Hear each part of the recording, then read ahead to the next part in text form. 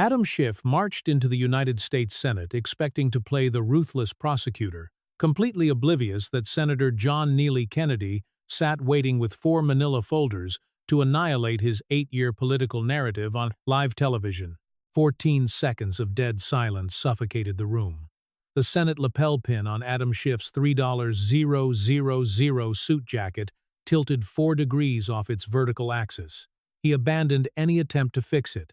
His right hand gripped the small piece of metal with the desperation of a drowning man clinging to wreckage, knowing letting go meant a far worse fate. Directly across the aisle, the 73-year-old country lawyer from Madisonville, Louisiana, peered at him coldly over the rim of his reading glasses.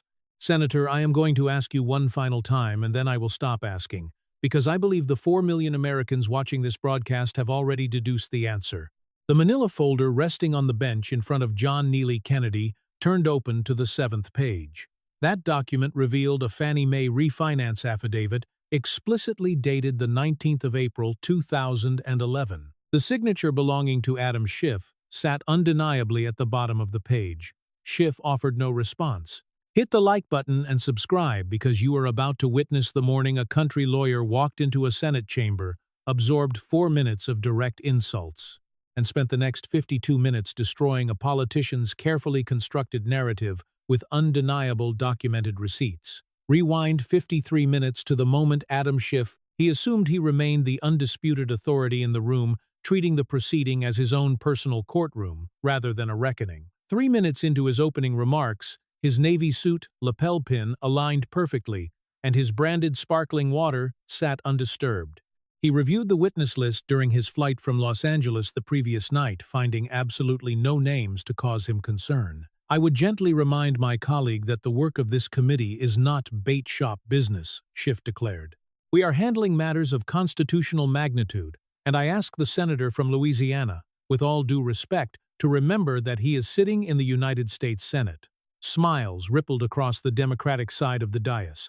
A staffer situated in the second row offered a subtle thumbs up. What Schiff failed to realize was that Kennedy spent his previous evening inside a third-floor office of the Russell Senate Office Building, alongside 2 staffers from the Senate Banking Committee. Kennedy analyzed printed reports from the Federal Housing Finance Agency and compiled a specific manila folder.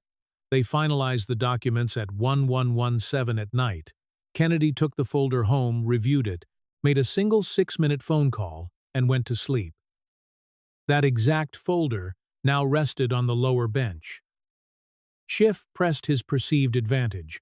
And while I respect the senator's law degree from a fine state institution, I must remind him that not everyone here learned constitutional law from textbooks printed prior to the Voting Rights Act. Leaning back, Schiff appeared satisfied. In the wings, his communications director offered a slow, approving nod, reminiscent of a film director concluding a successful take. Across the aisle, Senator Kennedy ignored the provocation. He removed his reading glasses, retrieved a crisp white handkerchief from his jacket pocket, and wiped the right lens, followed by the left. He folded the cloth into a neat square, returned it to his pocket, and placed the glasses back on his face. He opened his unbranded, standard-issue plastic water bottle, took a measured sip, and secured the cap. He placed the bottle exactly 2 inches to the left of its original position. Only then did he pick up the manila folder and turn to page 4, holding it flat with his left hand. 12 seconds ticked by in silence before he finally adjusted his microphone. "Senator Schiff, thank you kindly for the welcome." His Louisiana drawl sounded thick and authentic. It was not a theatrical performance, it was pure Madisonville, where I come from. My father ran a small bait shop down by the Chafuncte River, selling mostly worms. He used to tell me something while I was growing up. He said, "Son, when a man spends the first 3 minutes of a conversation explaining how foolish you are, he is usually about to do something remarkably foolish himself." He let the words hang in the heavy air of the chamber. I always considered that to be highly sound advice.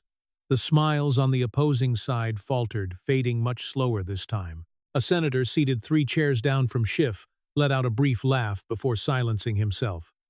Kennedy kept his eyes locked on the documents. "Senator, I would like to ask you a series of questions regarding a specific property located in Potomac, Maryland." All amusement vanished from the room. Schiff's hand moved nervously toward his lapel pin for the very first time. Page 4 displayed a black and white photocopy slightly skewed from the original scanning process.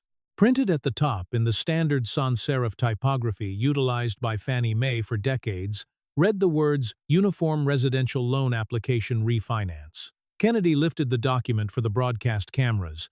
The C-SPAN producer ordered a tight zoom, and Schiff's signature instantly filled 12 million television screens nationwide. "That is your signature, is it not, Senator?" The polished veneer in Schiff's voice remained intact. The composure would entirely shatter by minute 18, but at minute 12 he held the line. "Senator Kennedy, that document is being grossly mischaracterized. The FHFA referral is part of a politically motivated—" "I did not ask you about the agency referral," Senator Kennedy interrupted, his tone remaining deceptively polite and neighborly. "I asked you about the signature on the paper. Is it yours or is it not?"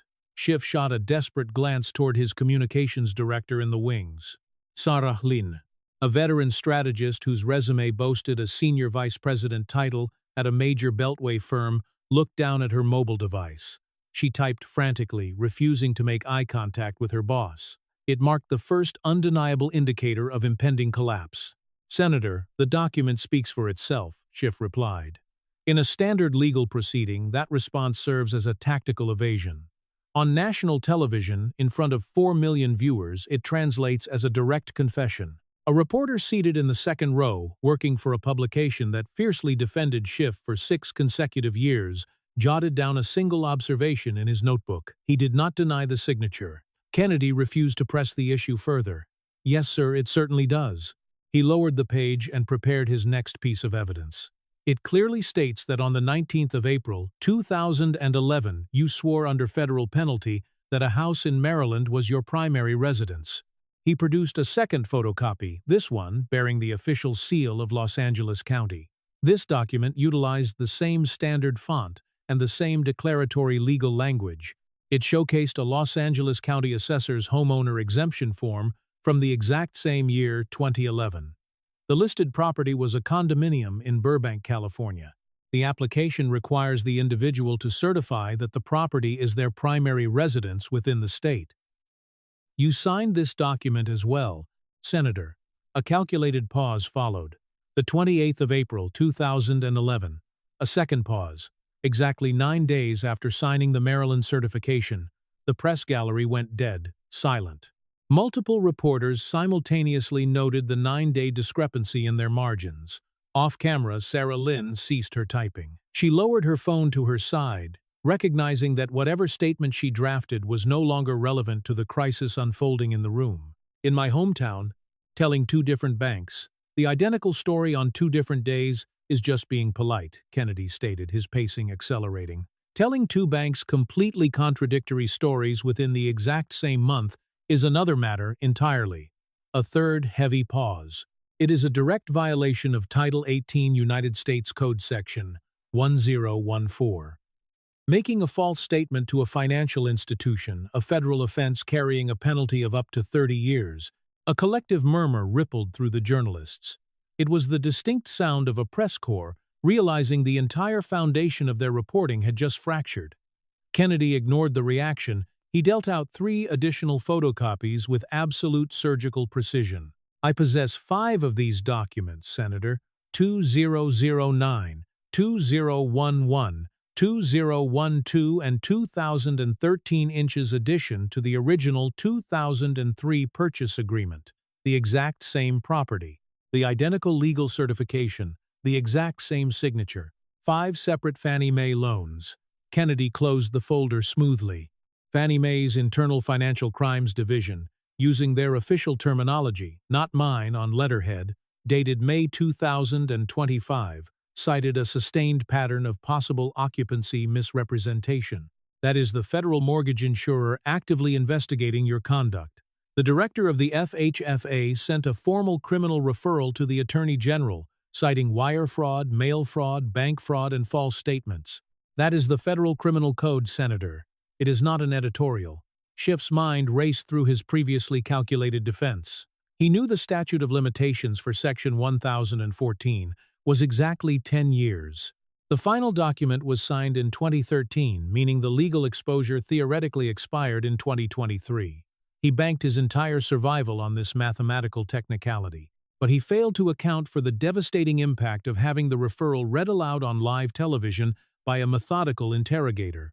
The technicality offered zero protection in the court of public opinion. While you certified Maryland as your primary residence to secure lower interest rates across 5 separate refinancings, you simultaneously claimed a California tax exemption for your Burbank property, Kennedy noted, locking eyes with Schiff across the room.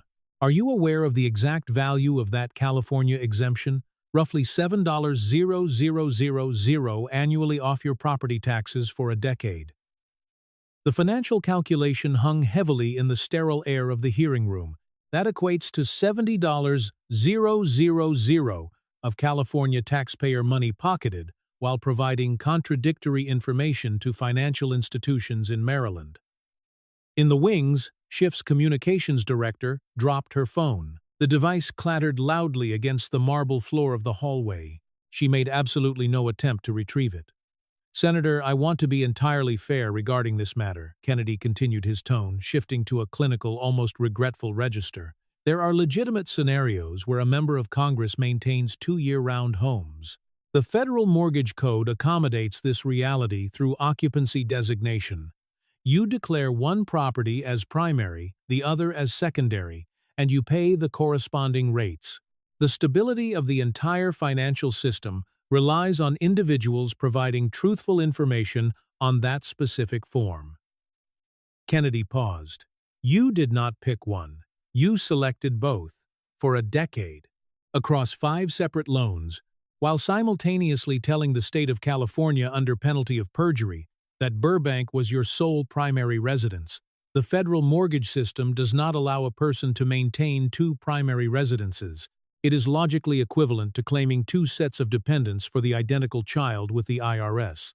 The IRS penalizes that behavior. So does Fannie Mae." No one in the press section laughed. The room understood that Kennedy's analogies were not punchlines. They served as surgical instruments utilized to dissect the defense. According to industry analysts reviewing your specific loan terms, the financial benefit of this misclassification totals between $40,000 and $60,000 interest savings, plus the $70,000 tax exemptions. Conservatively, that is over $100,000 illicit financial benefits across 10 years, extracted from 2 separate state systems legally entitled to the truth. Schiff finally responded, his polished demeanor cracking. He grasped for a justification. "Senator Kennedy, my addresses were listed as primary residences because both are occupied throughout the entire year to legally distinguish them from vacation properties." With respect, Kennedy countered, raising a single index finger, that is a public relations statement, not a factual legal defense. The Democratic senators remained rigidly still. The ally who chuckled earlier now studied the ceiling architecture, deliberately avoiding any association with the confrontation. The federal code does not define a primary residence as wherever you happen to sleep on a given month. It specifies a singular location. You are a Harvard-educated attorney. You know exactly what the term primary signifies in the English language. Primary means one. You cannot possess a primary and an additional primary. We have a specific terminology for that behavior in Louisiana, but I will refrain from broadcasting it on television. A tense chuckle escaped the press row before a supportive producer muttered in sheer disbelief. An MSNBC reporter stared blankly ahead, paralyzed by the unfolding disaster.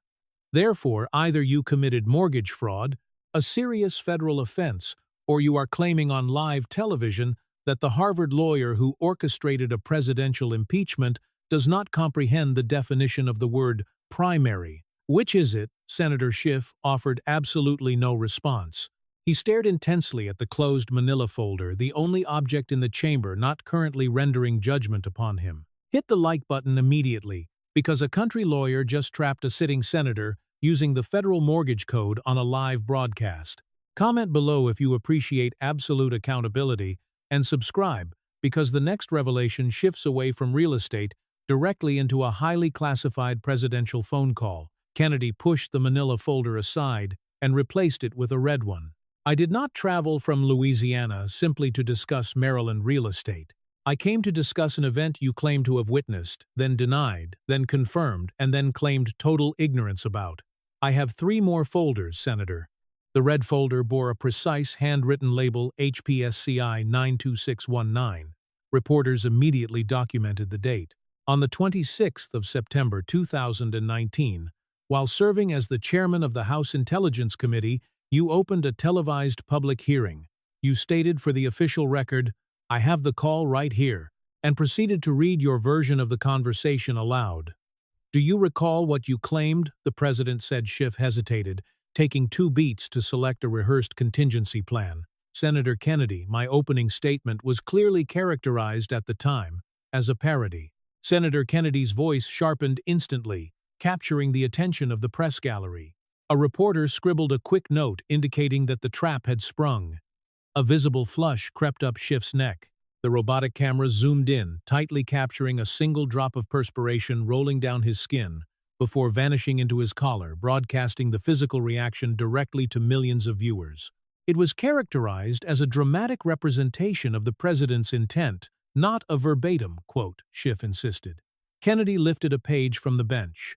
I will read exactly what you stated on the record. You said, "I have a favor I want you to do for me." You continued, "I'm going to say this only 7 times, so you better listen good. And finally, I want you to make up dirt on my political opponent." The audio engineer boosted the microphone gain, as the room fell into absolute silence. You read those fabricated quotes into the official congressional record on national television, acting as the chairman with top-secret intelligence clearance. The journalist stopped pretending to take notes, fully absorbed by the interrogation. The detail that always fascinated me, Kennedy noted, is the timeline. Do you know when the actual declassified transcript was released by the White House? The 25th of September 2019. Exactly 1 day prior to you reading your fabricated version into the record. You had the genuine transcript sitting directly on your desk, and you purposefully chose to read a fake one aloud. Down the dais, a Democratic senator focused entirely on his locked smartphone screen, desperately avoiding eye contact with the spectacle. On the 21st of June 2023, the House of Representatives formally censured you by a vote of 213 to 209. Kennedy concluded. The resolution explicitly stated that you purposely deceived your committee, Congress, and the American people. That is not a subjective opinion. That is the permanent historical record. You are the 25th lawmaker in American history to face such discipline. You are in highly exclusive company. This was the moment Adam Schiff believed his fiery rhetoric successfully secured the Senate hearing room, unaware that Senator John Neely Kennedy waited patiently for the applause to fade before delivering a fatal documented blow. Let us examine the collapse. Adam Schiff stood up, pushing his chair back 2 inches before planting both hands firmly on the table. The Harvard Law graduate who finished cum laude in 1985, the former federal clerk, the assistant United States attorney who once secured an espionage conviction against an FBI agent, that man suddenly awoke. The California senator and lead impeachment manager, who once stood on the floor of the United States Senate and declared his actions a turning point in American history, finally found his footing. His voice escalated through the chamber. Senator Kennedy, that censure was a purely political act. His index finger jabbed aggressively into the wooden table, causing the branded sparkling water bottle to vibrate. It was driven entirely by Donald Trump's partisan allies in the House. It carried absolutely no legal weight, and it imposed no financial penalty. 20 Republicans initially voted to table the motion before Congresswoman Luna stripped out the $16 million fine just to secure her votes. That is not a legal verdict, Senator. That is political theater. The progressive press gallery, remaining uncomfortably silent for 19 minutes, offered scattered applause. A producer positioned in the back of the room, representing a network that paid for the privilege of broadcasting Schiff-friendly coverage for 6 consecutive years, rose to his feet and applauded with both hands raised above his head. A distinct voice muttered an audible agreement. A young woman wearing a Schiff campaign hat, anxiously holding her breath ever since the Maryland mortgage affidavit surfaced, finally exhaled and joined the clapping. And while we are discussing the concept of accountability, Senator, let us review what Donald Trump actually did during that infamous phone call. Schiff pressed on seizing the momentum. He pressured a foreign leader to manufacture opposition research dirt on a political opponent. He deliberately withheld military assistance from a nation actively engaged in a war with Russia. He betrayed our international allies, he betrayed our intelligence community, and he betrayed the Constitution itself. I stand resolutely by every single word of that opening statement, Senator, because the underlying substance was entirely accurate, even if the literary device utilized was a parody. His voice echoed powerfully toward the crystal chandeliers. In the front row, an MSNBC reporter silently mouthed the words, "That is the soundbite. And if you, sir, are now utilizing a United States Senate hearing to relitigate the impeachment of a man who has been impeached twice, indicted 4 times, and convicted on 34 felony counts, then perhaps the bookkeeping in this room is exactly where it belongs." The progressive wing stood in unison for 15 full seconds. The hearing room belonged entirely to Adam Schiff. Cable news producers stationed in broadcasting trucks parked outside the Hart Building clipped the video feed frantically. The young Schiff staffer in the back row, possessing a master's degree in political communications from Georgetown University, and having studied this precise rhetorical maneuver in graduate seminars, recorded the moment vertically on her smartphone for social media. 2 Democratic senators on the dais nodded their approval. One of them rhythmically muttered Schiff's first name under his breath, resembling a boxing coach watching his fighter decisively win the 8th round on the scorecards. Directly across the room, seated at the lower bench, John Kennedy ignored the spectacle. He made no defensive gestures. He remained entirely motionless. He refused to close the red folder resting before him. He sat with his hands folded quietly over the manila document, embodying the relaxed posture of a seasoned country lawyer who attended enough trials to understand that an overconfident witness, when given enough rope, will inevitably wrest prosecution's case for them. The applause crested reached its peak and slowly fell. Once the ambient noise dropped far enough for the C-SPAN audio engineer to reset the gain controls back to their baseline setting, Kennedy finally spoke. The heavy Louisiana drawl vanished. It did not disappear completely. Rather, he set it aside carefully, much like a man hanging his hat on a hook by the door, fully aware he needed to retrieve it in a few minutes. The voice that resonated through the microphone now was a voice nobody in that hearing room encountered all morning. It was not the voice expected by Schiff, nor his communications director, nor the politicians on the dais. It certainly surprised the Atlantic reporter in the third row who covered Kennedy for a profile assignment 3 years prior, and confidently concluded in print that the Southern drawl was almost certainly a theatrical performance. The voice that emerged now was the authentic voice of John Neely Kennedy, Juris Doctor from the University of Virginia School of Law, magna cum laude, class of 1977, holder of a postgraduate diploma in law and government from Magdalen College at Oxford University, the man who served as the Louisiana State Treasurer from the year 2000 until 2017. The tone sounded chillingly precise, perfectly calibrated for a federal appellate courtroom. The Southern accent had not vanished. It had simply been placed on the hook. Senator Schiff. Deep within Schiff's mind, bypassing the rapidly spinning Rolodex of prepared rebuttals and rehearsed sound bites, a sudden cold calculation materialized, one he failed to run during his flight from Los Angeles inside his Lincoln Town car or while waiting in the green room. The calculation proved stark and terrifying. Kennedy prepared for this exact moment. He prepared for this contingency the night before. The Oxford-educated voice continued its clinical dissection. Article 1, Section 5, Clause 2 of the United States Constitution grants each respective chamber of Congress the absolute authority to punish its members for disorderly behavior. The formal censure of a sitting member serves as one of 3 explicitly defined disciplinary mechanisms available to the chamber alongside reprimand and expulsion. It is categorically not theater. It is constitutional discipline. The final vote was 213 to 209.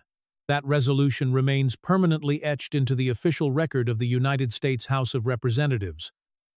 The document deliberately utilizes the word purposely deceived.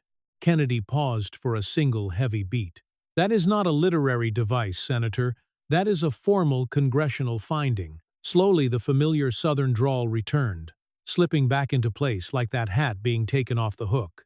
The Oxford litigator exited the room, and the Madisonville country lawyer walked back in to finish the job.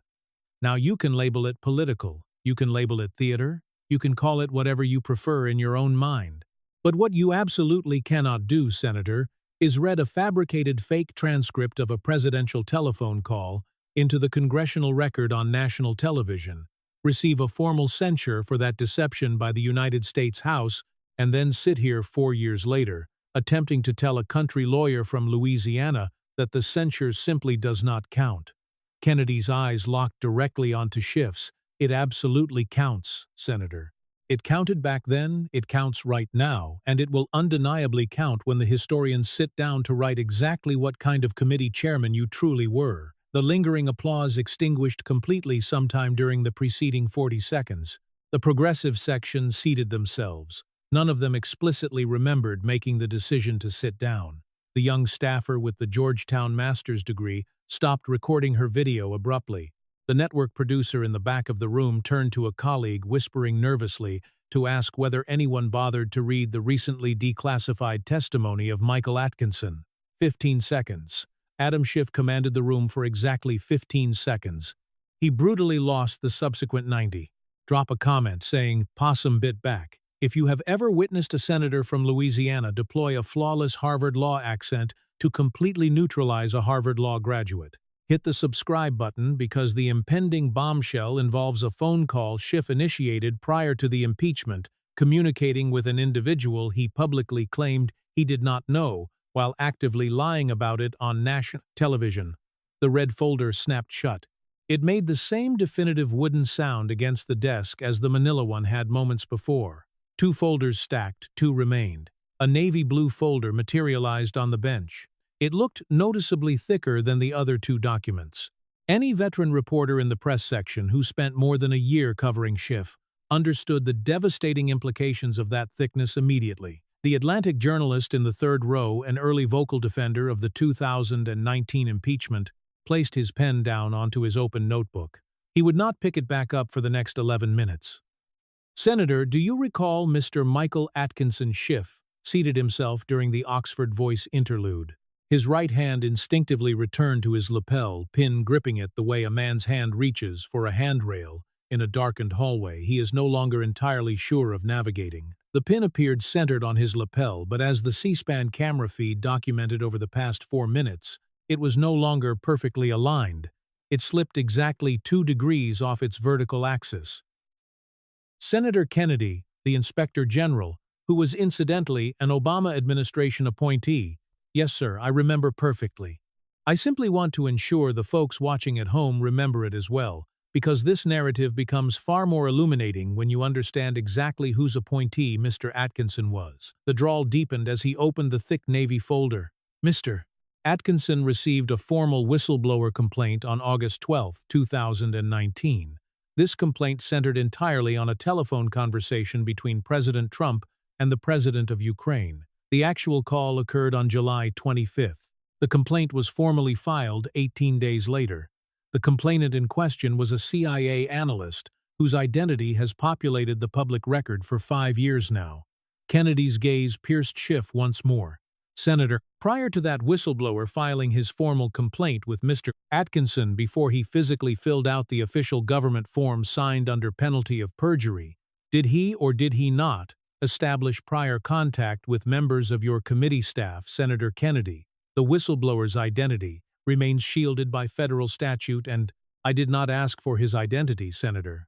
The tone sounded exceptionally patient, mirroring a physician dealing with a stubbornly evasive patient who keeps trying to flee the examining room. "I specifically asked whether he communicated with your staff before initiating the complaint." Schiff glanced desperately toward his communications director in the wings. Sarah Lynn, the woman who previously dropped her device, stared at her phone screen once again. The phone sat face up this time. She scrolled frantically. She was not scrolling for entertainment. She scrolled for a defensive talking point that simply was not coming. Senator Kennedy, my committee personnel received a routine inquiry from an individual expressing concerns regarding a potential matter for the Inspector General. We strictly adhered to all proper protocols. Routine Senator A, calculated pause, descended over the room perfectly timed for maximum tension. Was it standard routine that a mere 2 weeks before that formal complaint materialized, specifically, the exact day following the Trump-Zelensky phone call, your committee hired a gentleman named Sean Misko? The chamber, already quiet, shifted into a suffocating silence. In the wings, Sarah Lynn stopped her frantic scrolling. She placed her phone face down on the wooden railing.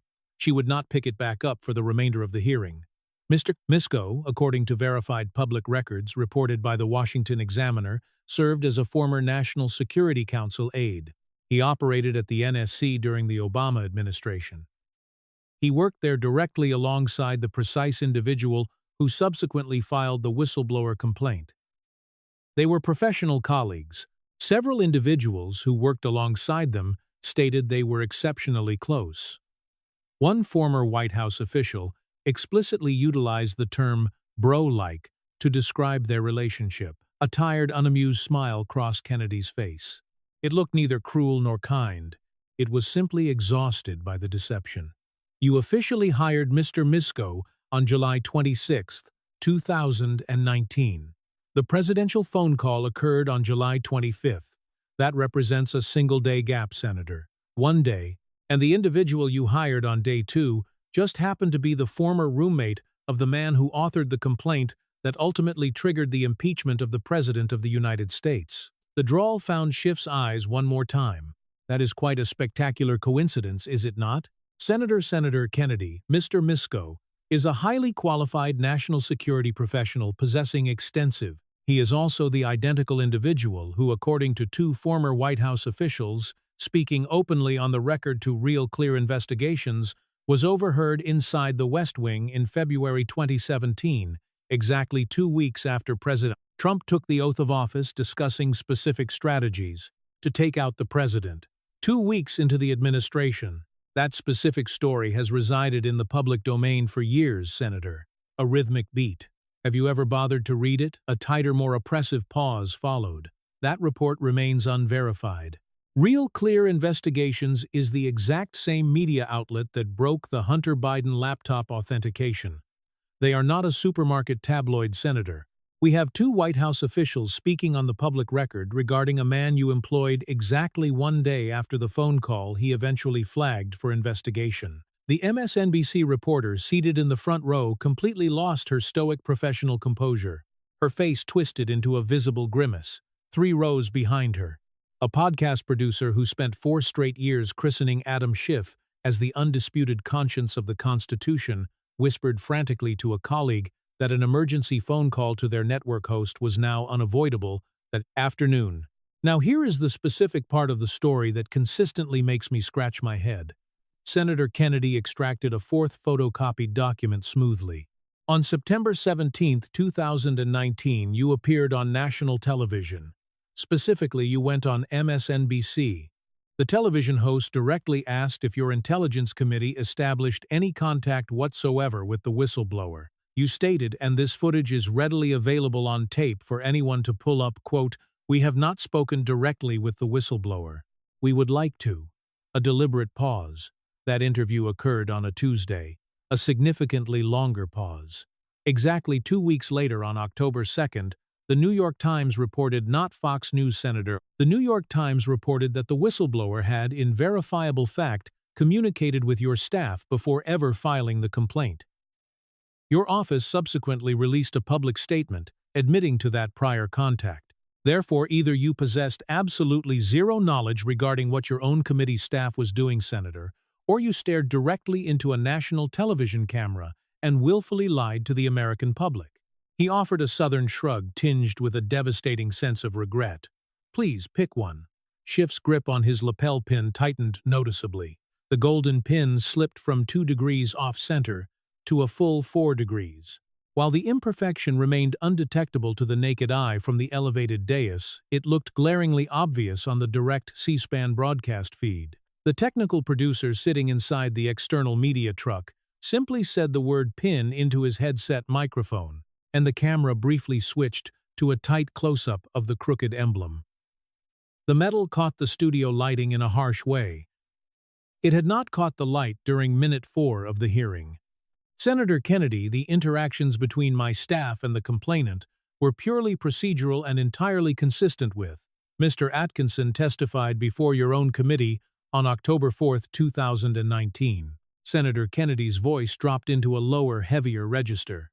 While under oath, he testified that the whistleblower deliberately failed to disclose on the official complaint form that he already contacted members of your staff. That specific federal form explicitly demands the disclosure of, quote, other actions you have taken on your disclosure. Signed under penalty of perjury, Mr. Atkinson stated, and I am reading directly from your own committee's official transcript. Had we known of the prior contact, it would have been an additional matter for our review. He found Schiff's gaze again, holding it captive. That is not Devin Nunes talking to you, Senator. That is not Donald Trump making an accusation. That is a Barack Obama appointee directly informing your committee that the factual timeline simply did not add up. Another drawn-out Southern pause. And this brings me to the fundamental issue I keep coming back to, Senator. The voice dropped yet another half-step in volume. The C-SPAN audio engineer instinctively boosted the microphone gain for the 4th consecutive time that morning. The whistleblower complaint that initiated the historical impeachment of a sitting United States president, the singular document that launched a full Senate trial, dominated 3 uninterrupted months of global news coverage and completely consumed the entire bandwidth of American politics in the fall of 2019. That entire complaint was constructed completely on hearsay. Mr. Atkinson confirmed this reality under oath. The whistleblower did not participate in the phone call. He did not hear the conversation take place. He reviewed a summarized readout. He conversed with other individuals who also reviewed a readout. He subsequently communicated with your committee staff, and then he submitted a formal complaint deliberately concealing the fact that he talked to your staff, a heavy punishing beat. 16 of the 18 impeachment witnesses summoned by your committee, Senator, provided hearsay testimony. 16 out of 18.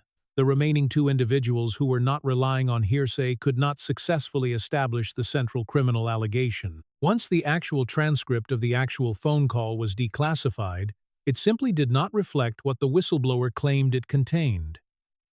The President of the United States declassified the document himself. Anyone could read it, and anyone who took the time to read it realized that the dialogue you recited aloud on September 26th did not exist in the actual conversation. Behind Schiff's rapid mental catalog of prepared defenses, none of which applied to the current methodical onslaught, a secondary realization took hold. His initial mental calculation over Nebraska involved statutes of limitations regarding mortgage fraud.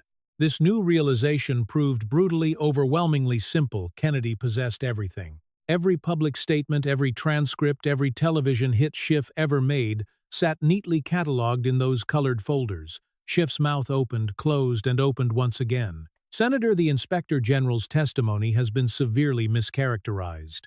By whom Senator the drawl sounded deceptively light conversational, resembling the tone a man uses when casually asking his neighbor if he needs help carrying groceries. 2 reporters seated in the second row simultaneously jotted down the grammatical correction, whom in their notebooks. Was it mischaracterized by the New York Times, by Mr.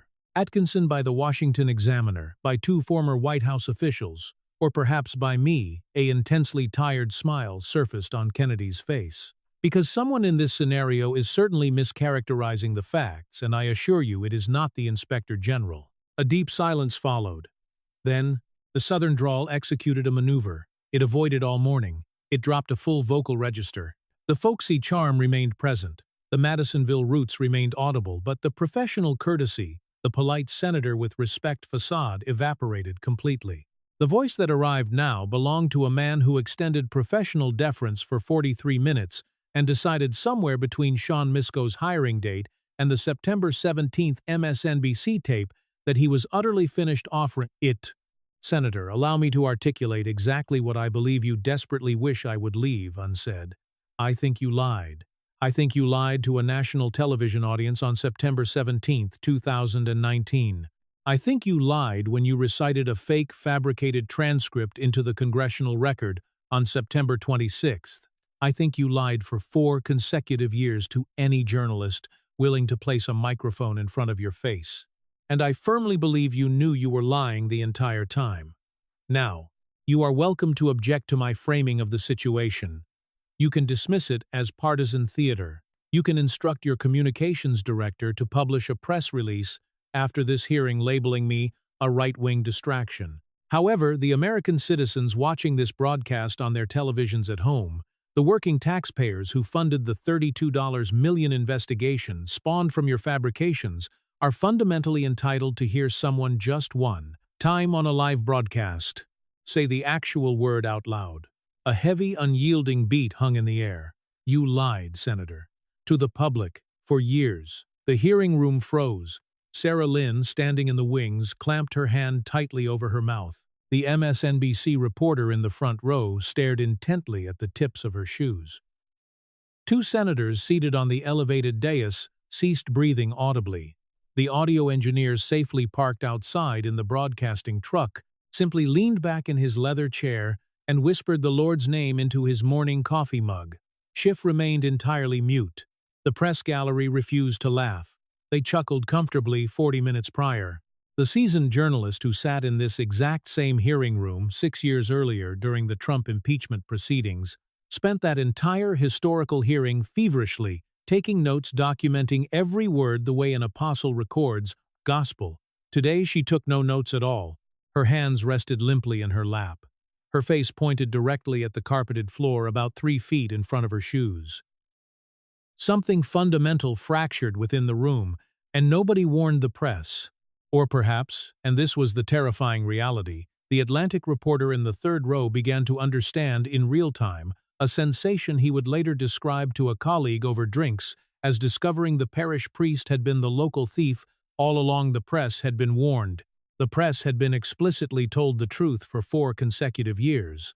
A significant portion of them simply willingly chose not to listen. If you are watching this breakdown and you haven't subscribed yet, you are about to miss the exact moment a country lawyer introduces the infamous Steele dossier into a United States Senate chamber, forcing Adam Schiff to sit silently while 3 specific men, whose lives he actively helped destroy, step forward to approach the witness microphone.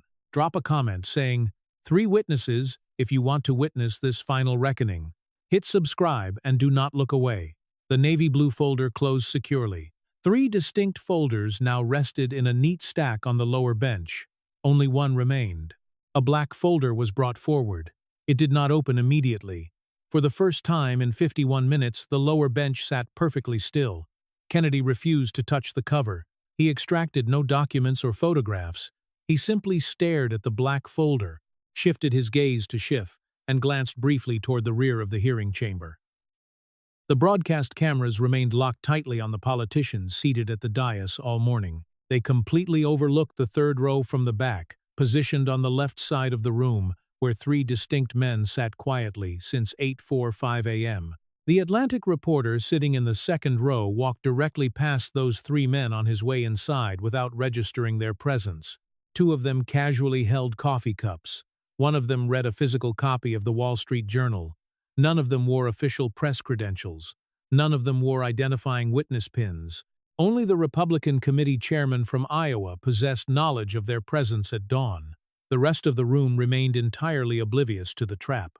Senator Kennedy began, his voice leveling into a steady, uncompromising cadence, stripping away both the Southern folksy charm and the Oxford legal polish, leaving only the stark, undeniable reality of a man who reached the phase of the trial where performance is no longer required.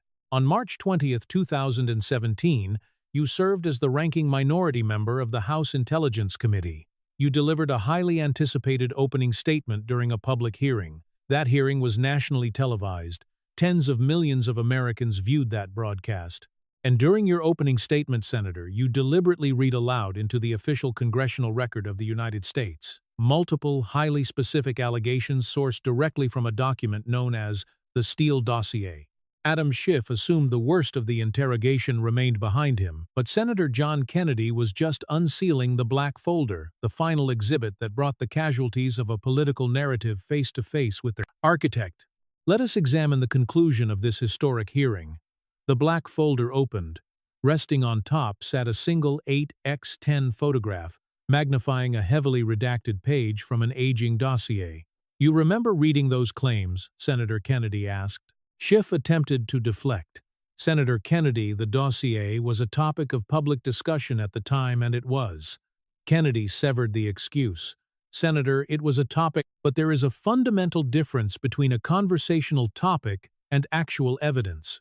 You presented those specific claims as evidence. You stated on ABC News in March 2017, quote, 'There is more than circumstantial evidence of collusion.'" Kennedy produced a second image, a television screenshot capturing Schiff mid-sentence with his mouth slightly open. "You repeated this claim on CNN. You repeated it on MSNBC. You stated it at the Aspen Institute and on Meet the Press. You utilized the exact phrase, 'more than circumstantial,' for 2.5 years. The Southern drawl paused. "Senator, did you ever produce that evidence?" The chamber descended into a profound silence. The press gallery remained a row of frozen heads. The dais sat motionless. Outside, the heart-building cable news producers ceased issuing directives to their camera operators. The C-SPAN audio engineer leaned over his mixing console, listening intently, possessing the posture of a man bearing witness to a monumental confession. "Did you ever, even one time in 2.5 years of television appearances, produce this more than circumstantial evidence?" Kennedy pressed. Schiff reached for a familiar shield. "Senator Kennedy, the Mueller investigation." Kennedy dismantled it instantly. "The Mueller investigation found zero criminal conspiracy, Senator." The C-SPAN audio gain pushed to its maximum limit. It cost the American taxpayer $32 million across 2.5 years of news cycles. The written conclusion from Special Counsel Robert Mueller, a Republican and former FBI director, appointed by a Republican president, explicitly stated that the investigation, quote, "did not establish coordination or conspiracy." A heavy beat passed.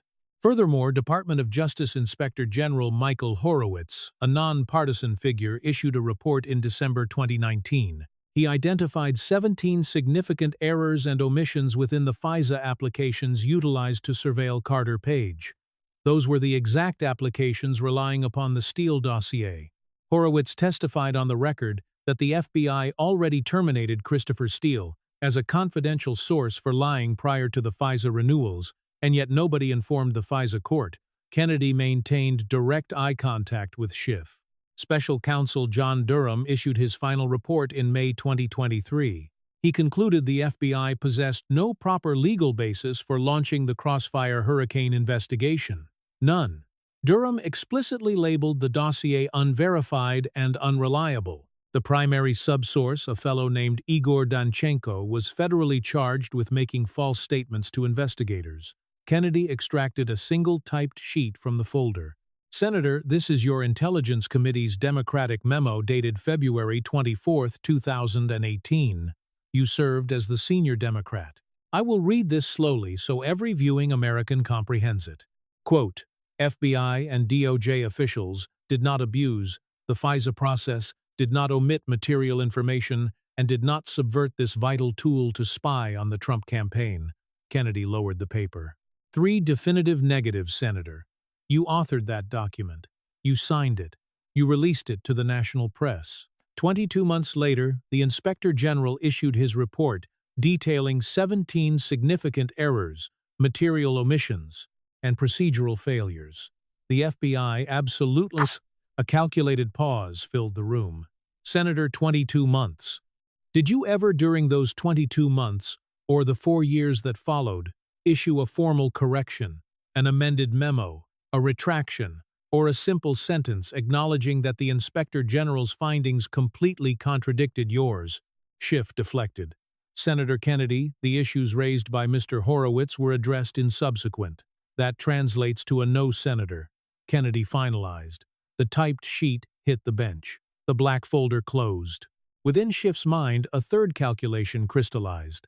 His initial concerns regarding Nebraska statutes of limitations and political exposure vanished, replaced by a cold, undeniable reality: the proceeding was over. This realization manifested not as panic or anger, but as a heavy objective fact settling in his skull like a verdict waiting behind a courtroom door. He arrived 53 minutes into a public hearing at the exact juncture every veteran prosecutor eventually faces. It represents the moment when the procedural math ceases to matter, and mere survival becomes the only remaining objective. He knew his required actions. He needed to hold his ground, deliver a defiant closing soundbite, and exit with his dignity intact. As a Harvard-trained attorney, he knew how to absorb a loss. What he did not know, what nobody in the room except Kennedy knew, was that the destruction was not yet complete. Mr. Chairman Kennedy addressed the dais. With the chair's permission, I would like to invite 3 specific observers to address this committee briefly. The Republican chairman from Iowa, who visibly relished the entire morning since the 6th minute, granted the request. The chair recognizes the witnesses in the 3rd row from the back on the far left side. 3 men stood up simultaneously. Every broadcast camera, including 11 different feeds, 3 cable trucks, 2 C-SPAN robotic units, 1 fixed MSNBC lens, and approximately 470 smartphones, pivoted instantly toward the back of the room. The first individual, a man in his early 50s wearing a dark gray suit with neatly combed hair, approached the microphone. He moved with the steady composure of someone heavily accustomed to hostile legal environments. He walked exactly as he had years prior, when his career systematically evaporated in front of cameras in this very chamber. When he reached the stand, the press section immediately recognized him. A reporter in the 3rd row let out an audible gasp of sheer disbelief. "My name is Carter Page," the man stated. His voice sounded perfectly calm. It matched the same calm tone he utilized in 2017 during the FISA renewals and throughout the destruction of his career. "I am an American citizen. I served honorably in the United States Navy. I hold a doctorate from the School of Oriental and African Studies at the University of London. In 2016, I became the primary target of a FISA warrant constructed upon a document Senator Schiff knew was fundamentally unverified. That warrant was renewed 3 separate times. The Department of Justice Inspector General concluded those applications contained 17 significant errors and material omissions. I endured a federal investigation for nearly 2 years. I was never charged. I was never indicted. I was never arrested." Senator Schiff read the contents of that dossier, largely focusing on me, directly into the congressional record. Tens of millions of Americans listened to him do it. A brief pause. Page stared directly at Schiff, who refused to look up from the table. "I simply want the Senate and the American public to remember that I am still here." He returned to his seat. In the front row, an MSNBC reporter wept quietly. She cried not out of sympathy for Carter Page. She cried because she spent 4 consecutive years broadcasting the narrative that Carter Page acted as a Russian agent.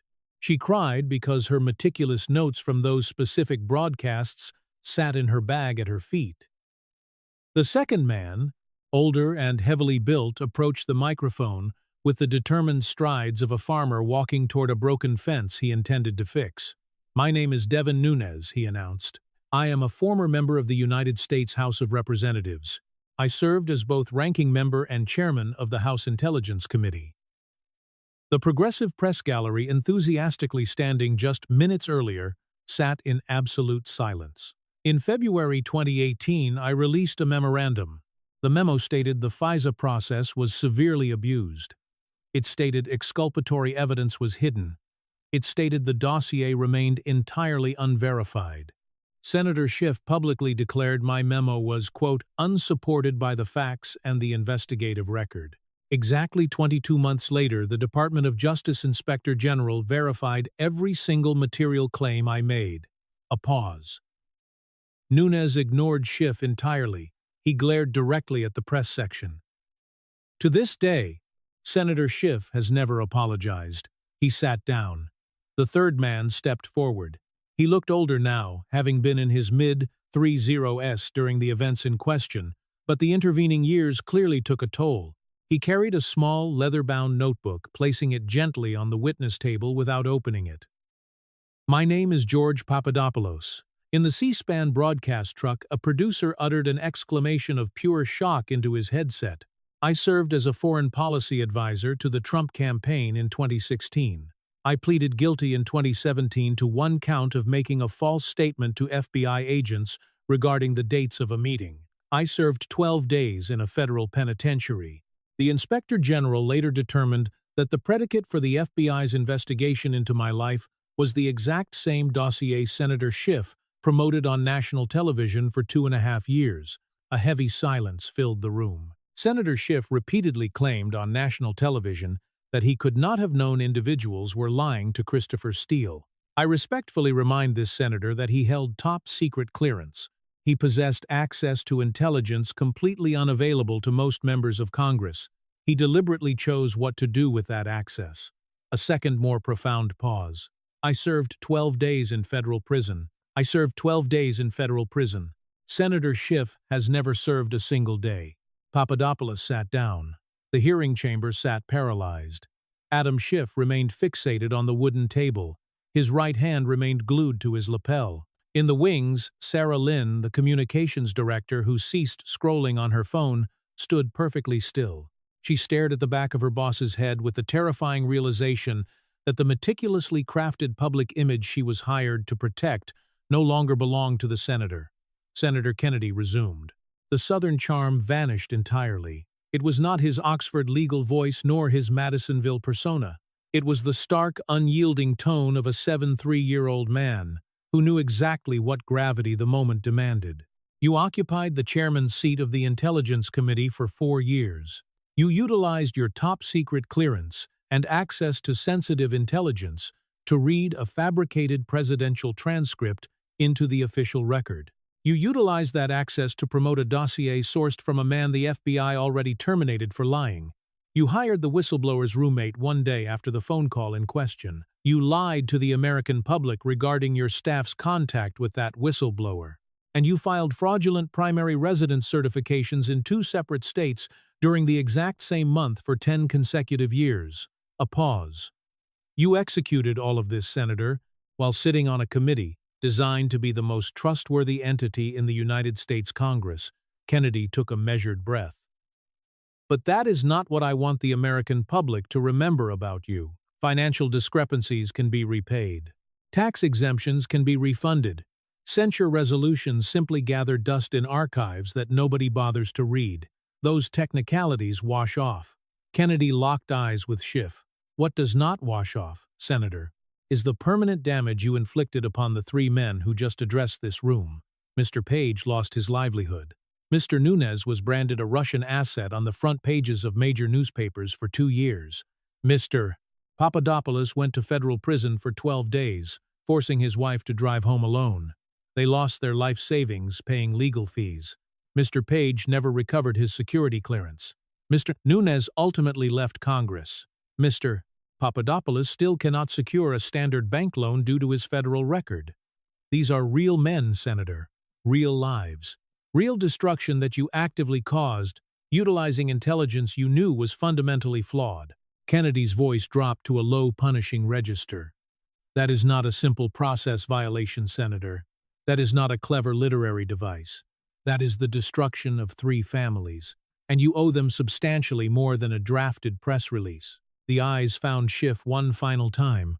Do you finally understand why a country lawyer traveled up here today, Senator? A silent beat. Do you understand why those 3 men just stood up? Schiff's right hand finally released his lapel. The golden United States Senate pin, freshly polished that very morning by a hotel valet, detached and fell forward. It hung helplessly from its small safety chain.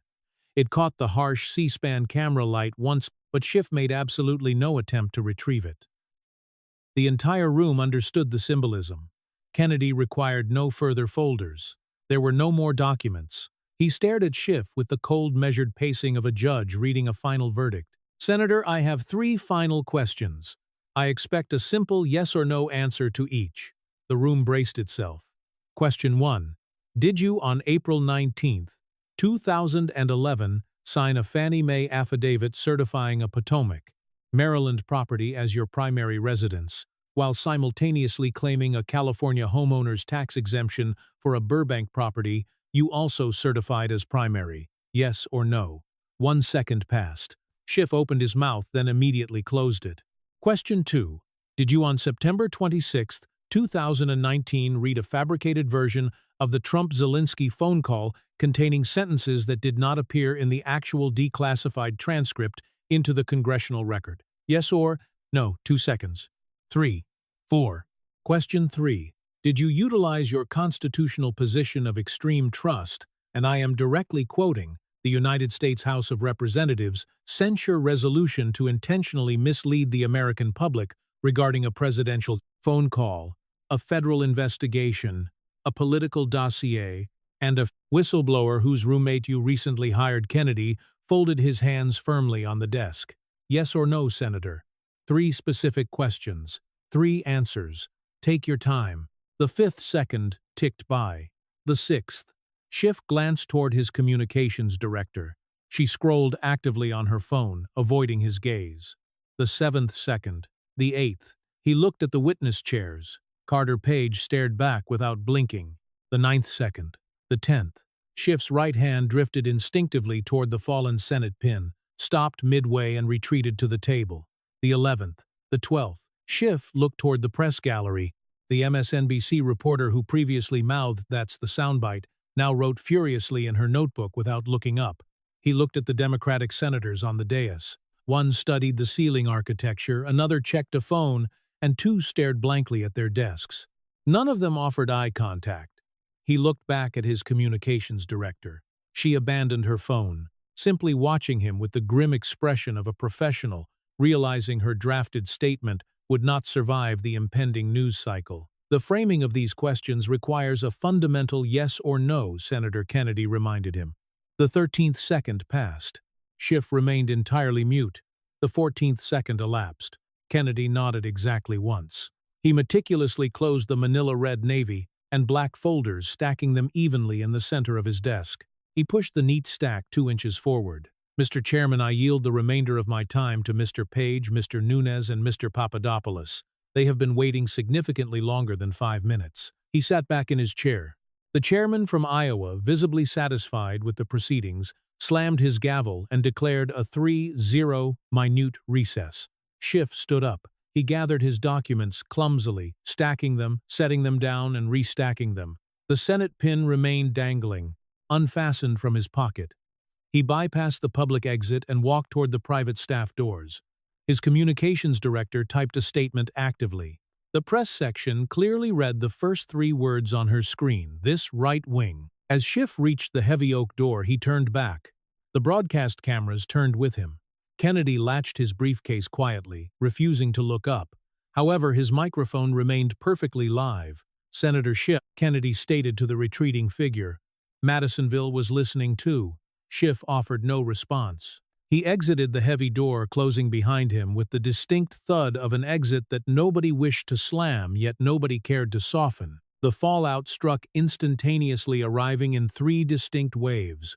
By 11:42 inches the morning Eastern Time, 3 specific hashtags dominated every major social media platform. Number 1 was number Possum Bit Back. Number 2 was number 5 Loans 5 Lies. Number 3 was number Madisonville was listening. The video clip of Carter Page declaring "I am still here" surpassed 38 million views before sunset. Adam Schiff's office released a weak 1-2 sentence statement at 1:14 inches the afternoon. The press release utilized the word right-wing 4 times, the word distraction 3 times, and the word manufactured twice. It conveniently ignored the Maryland mortgage affidavit. It ignored the fabricated September transcript. It ignored the hiring of Sean Misko. It completely failed to mention Carter Page, Devin Nunes, or George Papadopoulos by name. When contacted by the Washington Post, the Federal Housing Finance Agency issued a singular, ominous statement from its director. The criminal referral speaks for itself. Within 48 hours, the Senate Ethics Committee launched a formal, unanimous bipartisan review into Senator Schiff's residency certifications. 3 Democratic senators, previously considered staunch allies, issued carefully worded statements that noticeably lacked any defense of his actions. A retired federal prosecutor appearing on CNN stated the definitive reality that looped on television for 2 days. In any other context, the Maryland and California discrepancy would already result in a wire fraud indictment. The only entity protecting Senator Schiff right now is the United States Senate. Senator John Kennedy declined over 800 interview requests. He departed the Hart Building quietly through a side exit just after noon. He drove himself to the airport, boarded a commercial Delta flight, and landed in New Orleans by nightfall. Renting a vehicle, he drove north along Highway 22, eventually pulling into the gravel parking lot of a small wooden structure in Zachary, Louisiana. The hand-painted sign above the entrance read Beauregard's Bait and Tackle. Beauregard, an 83-year-old man wearing the same denim shirt he had worn since Tuesday, sat on the front porch with a glass of sweet tea resting on the railing. "Long flight, Johnny. Long flight," he noted. Uncle Bo Kennedy replied. Beauregard handed him a fresh glass of tea. He did not ask about the congressional hearing, as the small television inside the bait shop broadcasted it all day. That fellow from California, Beauregard, mentioned, "Did he ever say a single word about the second house?" "No, sir," Kennedy confirmed. "That tells you something, doesn't it?" "Yes, sir." Beauregard rocked his chair slowly. "Your father used to say something specific about possums." "Yes, sir, he did. He said, 'A possum will let a man underestimate him for exactly as long as it takes the man to underestimate himself.'" "Yes, sir," Kennedy agreed. "Well, you certainly let him underestimate himself, Johnny." Kennedy sipped his tea in comfortable silence. The Chafuncta River flowed steadily in the darkness a half-mile away, running exactly as it had long before the existence of congressional intelligence committees, political dossiers, or a politician from Burbank named Adam Schiff. The country lawyer from Madisonville effectively reminded the political establishment of a truth they long forgot. An elite academic pedigree provides absolutely no substitute for a documented paper trail. The Constitution serves as no theatrical costume, and down in Louisiana, inside a bait shop by the river, they have been keeping receipts since long before the Senate ever formed its committees. Beauregard finished his drink and set the glass down. "Are you staying for breakfast, Johnny?" "Yes, sir." "Good. Your aunt is making biscuits." Did a simple Louisiana country lawyer just expose the most elaborate political theater of the decade? Or does this undeniable paper trail lead even higher up the Washington chain of command? Who will be the next official forced to sit across from those 4 folders? Drop your verdict in the comments below. Share this video if you believe the truth always surfaces, and make sure to subscribe for more deep dives into the stories they desperately try to hide.